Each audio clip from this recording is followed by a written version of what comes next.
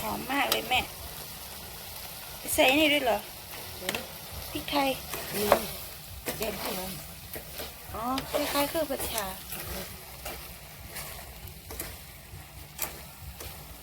หอมมากใส่ใบกะเพราล้ำกับแม่ ล้ำกัน ล้ำขนาดกะเพราหอม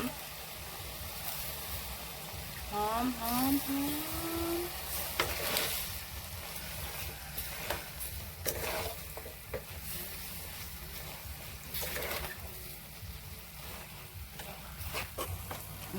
ใส่มะแข้งตัว